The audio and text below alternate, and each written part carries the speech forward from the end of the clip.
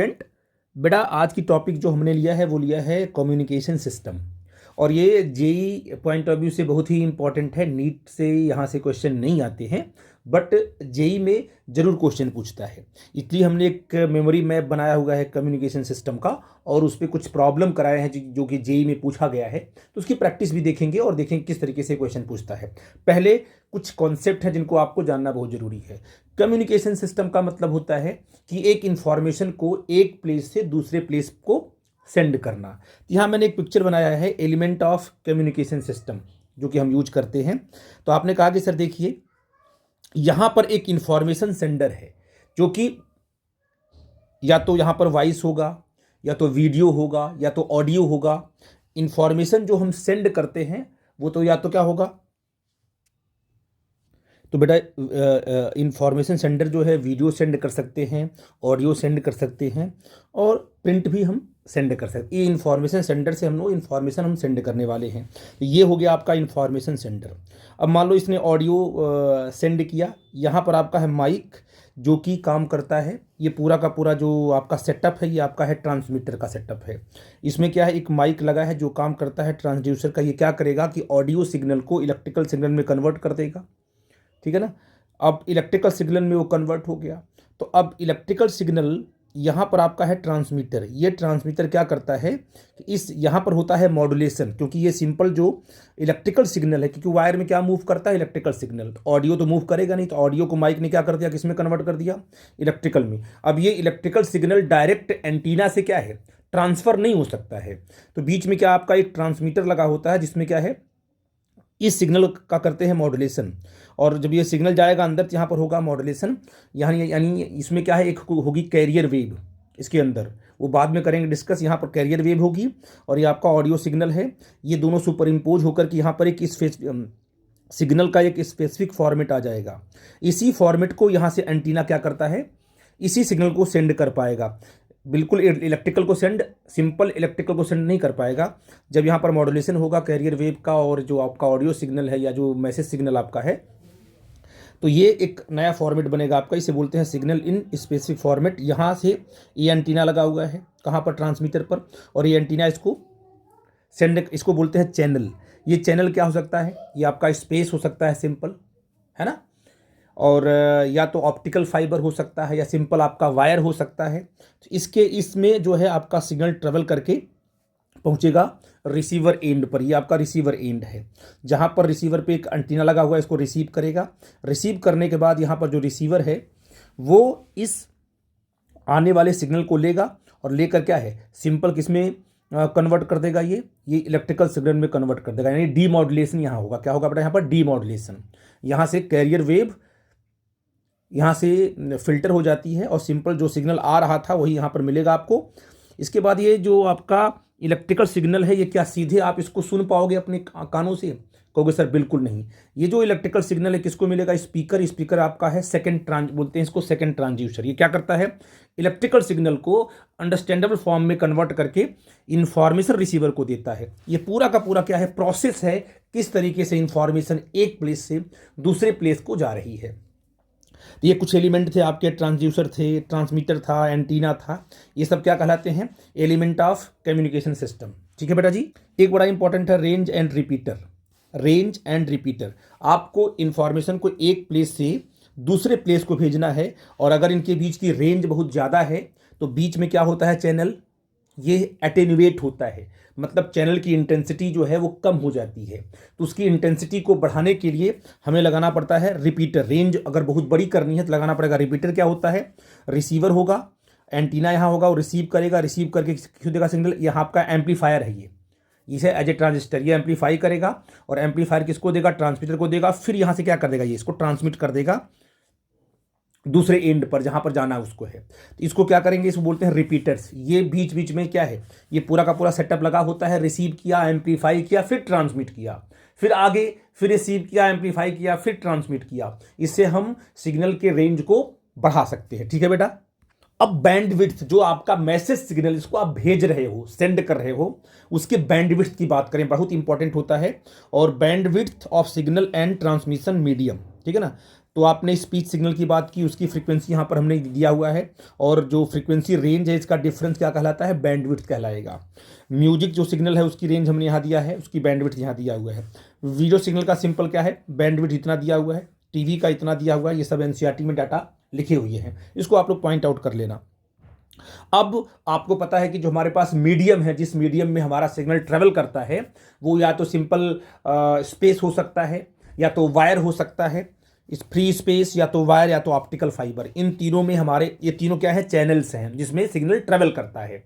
एक पॉइंट से दूसरे पॉइंट को जाना हो तो वायर के थ्रू जाएगा। अगर वायर के थ्रू जाना है तो सिग्नल का जो सिग्नल की फ्रीक्वेंसी क्या होनी चाहिए, रेंज उसकी 10⁹ टू 10⁻10 हर्ट्ज होनी चाहिए। फ्री स्पेस की रेंज दी गई है। और ऑप्टिकल फाइबर जो कि बड़ा पॉपुलर चैनल है, ये ऑप्टिकल फाइबर, इसमें एनर्जी का लॉस बहुत ही कम होता है, तो इसकी रेंज क्या होगी, 10⁻12 हर्ट्ज टू 10⁻15 हर्ट्ज। ये आपकी फ्रीक्वेंसी रेंज दी गई है, एनसीईआरटी में डाटा है, वहाँ से आप लोग देख लेना। ठीक है बेटा जी। इस पे क्वेश्चन आए हुए हैं कि नंबर ऑफ चैनल निकालने के लिए क्या होता है, टोटल बैंडविड्थ ऑफ चैनल, है ना। चैनल की टोटल बैंडविड्थ क्या है, upon bandwidth needed per unit channel. ये फॉर्मूला जब यूज करेंगे प्रॉब्लम करते वक्त तो आपको समझ में आएगा इसकी मीनिंग क्या है। आई थिंक इसको आप लोग पॉइंट आउट कर लेना, इस पर जरूर प्रॉब्लम बनता है, अब बना भी है, जेईई मेंस में पूछा गया क्वेश्चन है, इसलिए इसको पॉइंट आउट कर लेना बेटा। ठीक है। अब एक बहुत ही बेहतरीन चीज इसको समझना आपको, प्लीज इसको आप लोग ध्यान देना बेटा जी, क्योंकि क्या है, transmission of EM waves through space. जब आपका ट्रांसमीटर यहाँ पर इंफॉर्मेशन आपने जो भी ऑडियो वीडियो प्रिंट जो भी आपने दिया ट्रांसमीटर को, और ट्रांसमीटर ने किसको दे दिया, एंटीना को दे दिया। अब एंटीना क्या करेगा, उसको जो भी यहाँ पावर होगी वो पावर क्या करेगा, रेडिएट करेगा, तभी तो जाकर मिलेगा रिसीवर पर। तो यहाँ पे जो एंटीना जो आपका है, जो यहाँ से जो पावर रेडिएट कर रहा है, जो यहाँ पर सिग्नल की पावर जो रेडिएट करेगा वही तो चलेगा चैनल में, और जाकर रिसीवर उसको रिसीव करने वाला है। तो ये पावर जो रेडिएट करता है एंटीना, तो power radiated by the antenna क्या होता है, proportional to L/λ whole square. इस तरीके से होता है, मतलब अगर एंटीना की लेंथ ज़्यादा होगी तो एंटीना पावर अधिक रेडिएट करेगा। ठीक है ना, आई थिंक मेरी बात समझ पाए। और अगर एंटीना से जो वेव निकल रही है उसकी वेवलेंथ कम है तब भी पावर ज़्यादा रेडिएट करेगा, क्योंकि यहाँ पर लेंथ के प्रोपोर्शनल है और लैम्डा क्या है, लैम्डा के इन्वर्सली प्रोपोर्शनल है। आई थिंक रेडिएशन पावर का फॉर्मूला आपको याद रहेगा। ठीक है ना।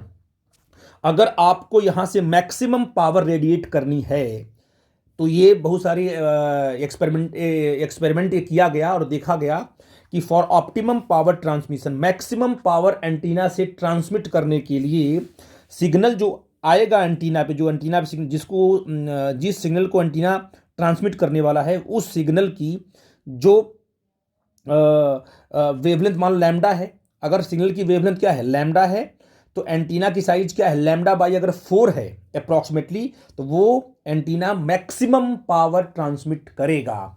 यानी कहने का मतलब जिस सिग्नल को ट्रांसमिट करना है, अगर उसकी वेवलेंथ मान लो 200 हर्ट्ज है, कितनी है, 200 हर्ट्ज है, तो एंटीना की साइज क्या रखनी पड़ेगी, 200/4। ऐसा मेरे कहने का मतलब है, सिंपल सी बात बता रहा हूं मैं आपको।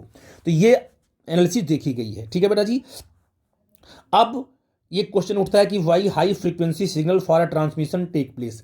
मतलब जब भी हम ट्रांसमिशन करते हैं तो हाई सिग्नल फ्रीक्वेंसी हम भेजते हैं, हाई फ्रीक्वेंसी सिग्नल जो है हम ट्रांसमिट करते हैं। ऐसा क्यों, क्योंकि हाई फ्रीक्वेंसी होगी तो वेवलेंथ कम होगी, और वेवलेंथ अगर कम होगी तो जो एंटीना की साइज होगी वो भी कम रखनी पड़ेगी। बहुत बड़ा एंटीना हम नहीं बना सकते, है ना। ये जो आप बात कर रहे हो एंटीना की, इसकी साइज बहुत बड़ा, इसकी साइज हम बहुत बड़ी नहीं दे सकते। एंटीना की साइज हमारे पास, साइज क्या है हमारे पास, छोटी ही रखनी पड़ेगी। तो एंटीना की साइज छोटी रखने के लिए, अगर एंटीना की साइज छोटी तो मतलब क्या है, आने वाली फ्रीक्वेंसी क्या है, बड़ी होनी चाहिए, और लैम्डा आपका छोटा होगा, तभी तो λ/4 एंटीना की साइज होनी चाहिए। जितना लैम्डा छोटा होगा उतना क्या एंटीना की साइज छोटी होगी, उतना वो प्रैक्टिकल हम उस पर काम कर सकते हैं। तो लैम्डा अगर कम होगा तो जो पावर रेडिएट हो रही है एंटीना से वो ज़्यादा होगी। जितना पावर एंटीना रेडिएट करेगा, ये जो ना एंटीना, ये एंटीना जितना पावर रेडिएट करेगा उतनी ही क्या है, एनर्जी जो है आगे रिसीवर को रिसीव होगी बेटा ना। ये कॉन्सेप्ट था। ये देखिए propagation modes for EM wave, ये भी बड़ा इंपॉर्टेंट है कि जो इलेक्ट्रोमैग्नेटिक वेव क्या करती है, प्रोपोगेट करती है। ग्राउंड, एक क्या है, ग्राउंड वेव्स प्रोपोगेशन है। इस वेव जो ग्राउंड वेव प्रोपगेशन जो ग्राउंड वेव्स होती है उसकी जो फ्रीक्वेंसी होती है वो 2 मेगाहर्ट्ज से कम होती है।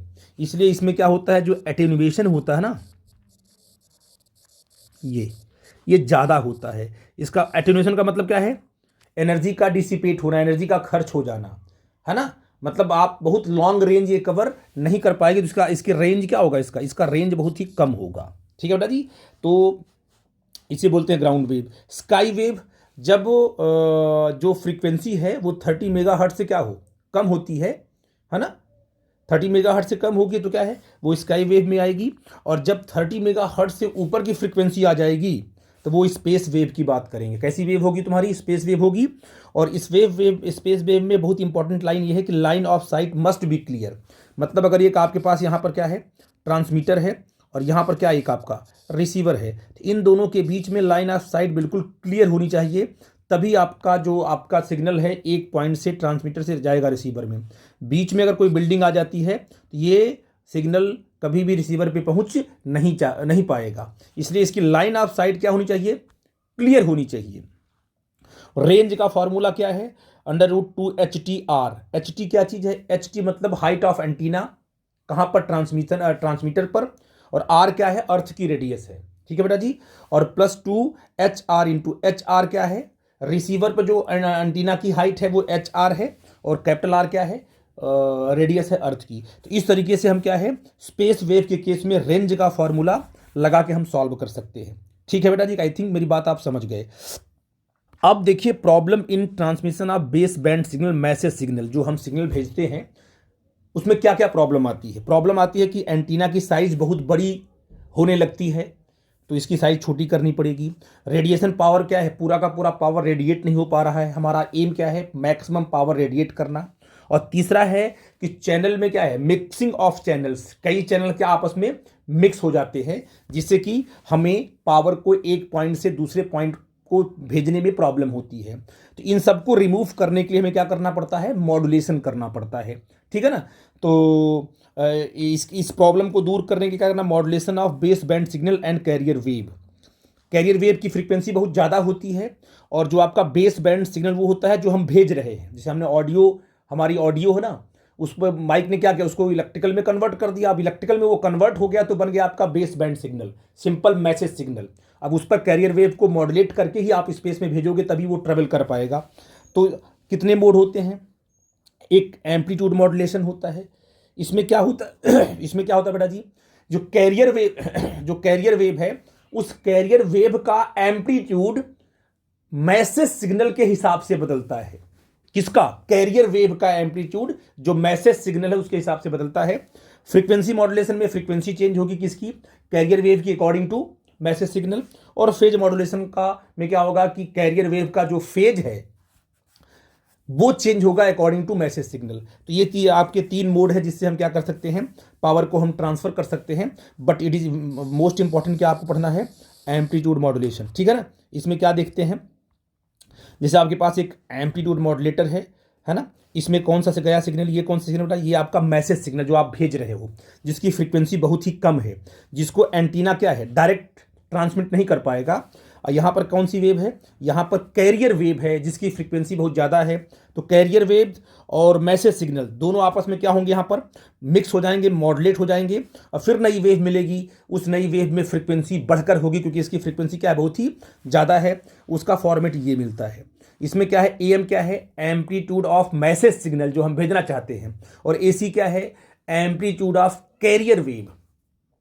और इनका जो रेशियो होता है इसको बोलते हैं मॉड्यूलेशन इंडेक्स या मॉड्यूलेशन फैक्टर बोलते हैं। और बहुत ही इंपॉर्टेंट है इसका रोल, आगे चलकर देखोगे प्रॉब्लम के लिए बहुत ही ये अप्लीकेबल होगा, इसलिए इसको पॉइंट आउट कर लो। ठीक है ना। इसको जब सॉल्व करते हैं तो रिजल्ट ये आता है, ये आपको याद होना चाहिए, YR = AC sin omega CT। Omega C क्या है, फ्रीक्वेंसी ऑफ कैरियर वेव है। फिर M क्या है, मॉड्यूलेशन इंडेक्स है, AC/2 cos। ये जो फॉर्मूला आपका है इसको आपको याद रहे कि साइन का टर्म है, कॉस का टर्म है और कॉस का टर्म है। फ्रीक्वेंसी कौन कौन सी यूज हुई है, जो रिजल्टेंट वेव जो मॉड्यूलेट होने के बाद जो नई वेव आपको मिली है वो वेव ही है, देखो कौन सी, उसकी फ्रीक्वेंसी क्या है, ओमेगा सी है, omega C minus omega M है, और ओमेगा सी प्लस ओमेगा, यानी 3 फ्रीक्वेंसी जो फ्रीक्वेंसी बैंड बना। देखो ओमेगा सी का कितना है एम्पलीट्यूड, AC है, ये है ना आपका, और जो आपका ओमेगा सी माइनस इसे ओमेगा एम है, उसका M A C upon two है, और omega C plus omega M का एम्पलीट्यूड कितना है, M A C upon two, दोनों का सेम है ना, इसका इसको बोलते हैं लोअर साइड बैंड, मतलब लोअर फ्रीक्वेंसी बोलते हैं। ये अपर साइड बैंड मतलब अपर फ्रीक्वेंसी है, और ये आपकी बैंडविड्थ बनेगी कितना, omega C plus omega M minus omega C minus omega M करोगे तो आपका बैंडविड्थ क्या आ जाएगा, 2 ओमेगा एम आ जाएगा। बहुत इंपॉर्टेंट है कि जो है ये बैंडविड्थ मिलेगी आपकी 2 ओमेगा एम, इस पर प्रॉब्लम भी पूछे गए हैं। अब यहाँ देख सकते हो कैसे क्या है कि ये आपके पास क्या है, ये आपके पास मैसेज सिग्नल है, इसको बोलते हैं बेस बैंड सिग्नल, जिसका एम्पलीट्यूड माइनस AM से प्लस AM तक है। मॉडलेटर ने क्या दिया, ये देखिए आपकी कौन सी वेव है, कैरियर वेव है, जिसका एम्पलीट्यूड माइनस AC से प्लस AC तक। यहाँ पर इसने मिक्स किया, मिक्स करने के बाद ये वाली वेव मिल गई। अब इसको बोलते हैं एम्पलीट्यूड मॉडलेटर सिग्नल बोलते हैं। इसका जो पीक देखो, इसका जो एम्पलीट्यूड होगा AC प्लस AM होगा, और इसका जो ये आपका जो मिनिमम एम्पलीट्यूड क्या है, AC माइनस AM होगा। एम्पलीट्यूड मॉडलेटेड वेव में मैक्सिमम एम्पलीट्यूड और मिनिमम एम्पलीट्यूड आपको मिलता है AC प्लस AM और AC minus AM। AC AM क्या है आपको मैं बता चुका हूँ। ये है पिक्चर एम्पलीट्यूड मॉडलेटेड वेव का। आई थिंक मेरी बात आप समझ गए। और देखिए यहाँ पर एक M को डिफाइन करते हैं AM अपॉन AC, और साथ में A max minus A minimum. ये क्या होगा तुम्हारा, इसको बोलेंगे क्या, A मैक्स, इसको क्या बोलेंगे A minimum. A max minus A minimum upon A max plus A minimum, ये आपका A मिनिमम है, और ये पूरा का पूरा क्या आपका A मैक्सिमम है। इसको रख के सॉल्व करेंगे तो आपको मॉड्यूलेशन इंडेक्स निकल के आएगा। आई थिंक मेरी बात आप समझ पाए मैं क्या बता रहा हूँ आपको। तो ये पूरा का पूरा एक मेमोरी मैप था जिसको मैंने एक्सप्लेन किया। अब इस पर मैं आपको न्यूमेरिकल कराऊंगा जो जेई में पूछा गया है। ठीक है बेटा। अब बेटा एक शानदार क्वेश्चन पूछा जेई मेन 2020 में, कितना मस्त अच्छा क्वेश्चन, देखो ध्यान से। An amplitude modulated wave is represented by the expression VM equal to 5 1 plus 0.6 cos 6280t sine 211 into 10⁴t। ये किसका एक्सप्रेशन है, एम्पलीट्यूड मॉडुलेटेड वेव का एक्सप्रेशन है। ठीक है ना। The minimum and maximum amplitude of the amplitude modulated wave are respectively. आपसे क्या पूछ रहा है, ए मैक्स, और क्या पूछ रहा है, ए मैक्स क्या होता है बेटा जी, ए मैक्स होता है आपका, देखो आपने कहा सर ए मैक्स आपसे पूछ रहा है, और ए मिनिमम आपसे पूछ रहा है। मैंने आपसे बताया कि जब वेव क्या होती है, मॉडुलेट हो जाती है, तो ए मैक्स और ए मिनिमम बनेगा। अभी अभी मैंने आपको बताया, ठीक है ना। तो आपको ए मैक्सिमम और ए मिनिमम पॉइंट आउट करना है इस एक्सप्रेशन से, ठीक है ना। तो देखो हम लोग कैसे करेंगे इसको।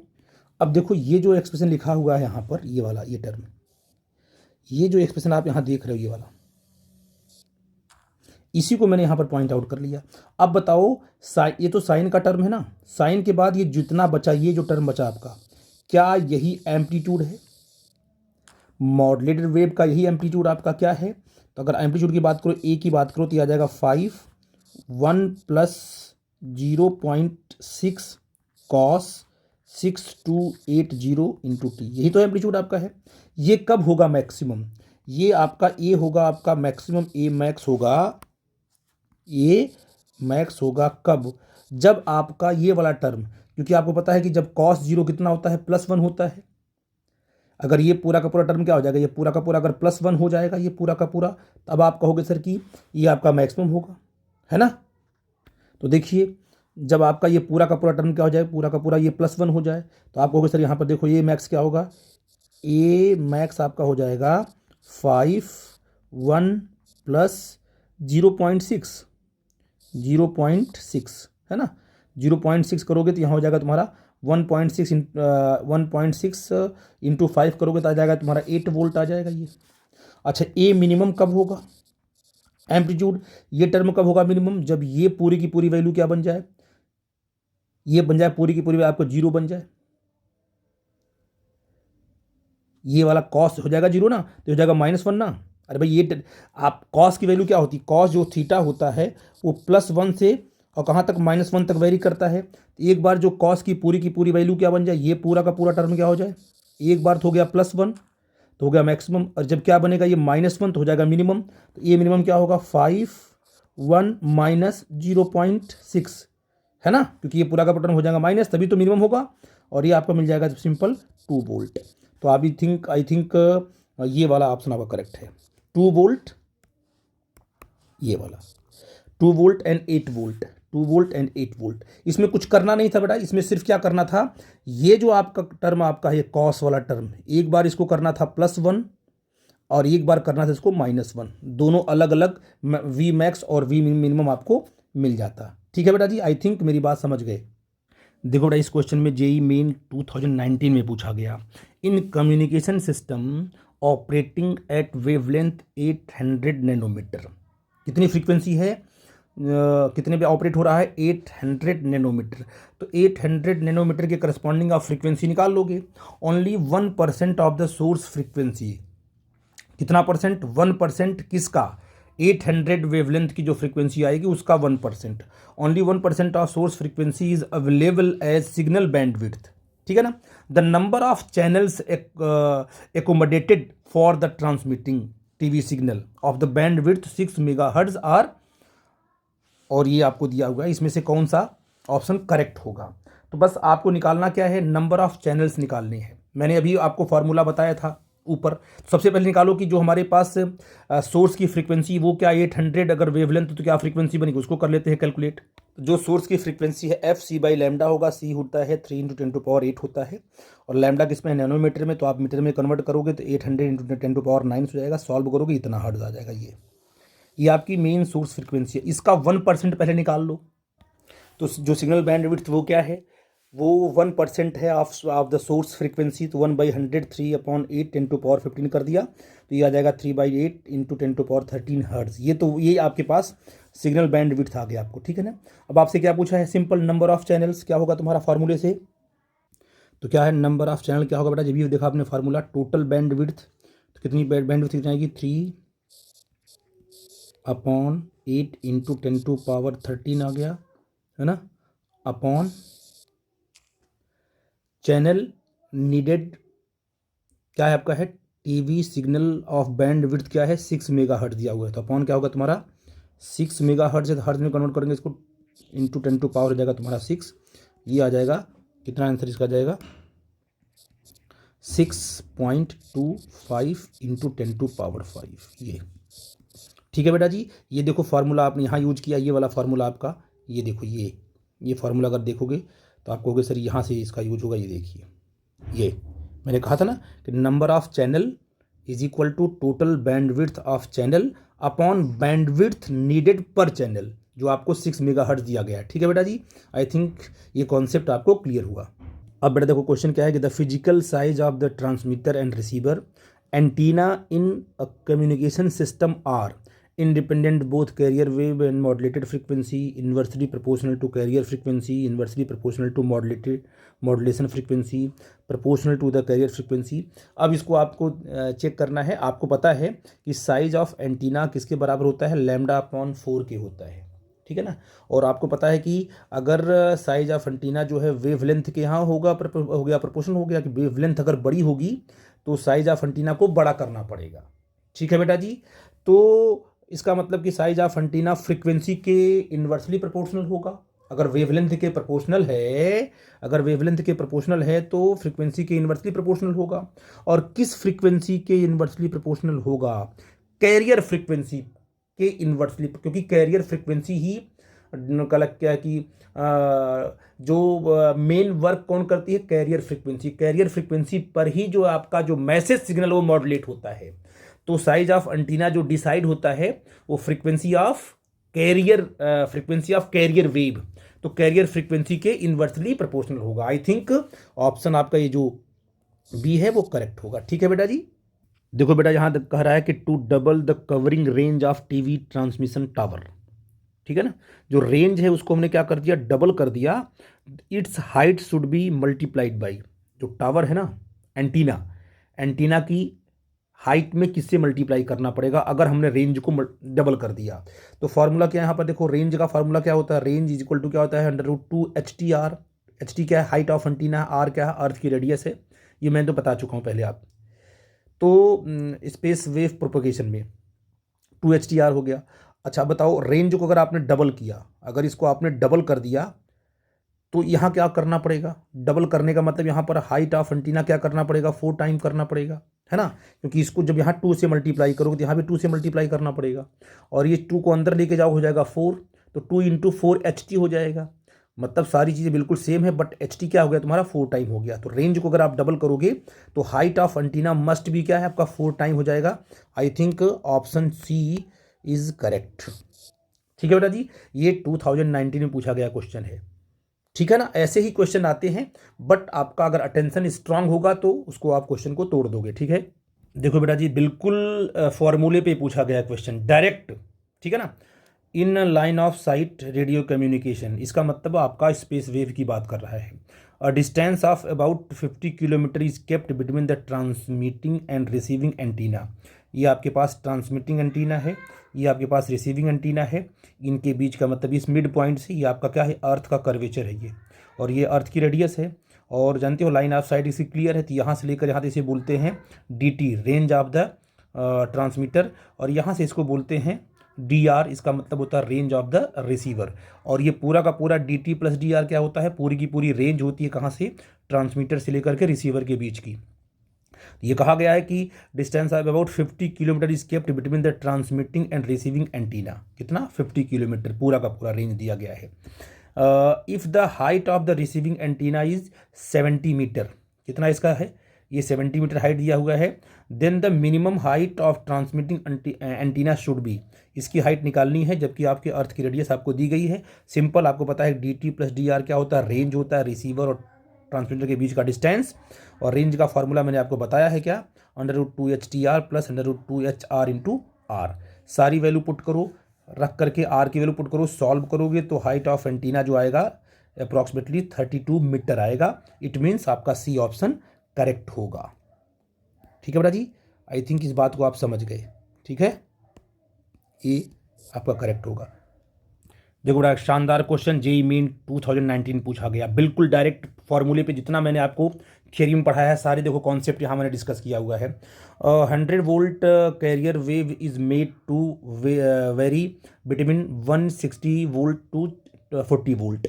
मतलब एक कैरियर वेव है ना, जिसकी जो फ्रीक्वेंसी है, जिसका एम्पलीट्यूड है वो 160 वोल्ट से 40 वोल्ट के बीच में वेरी कर रहा है।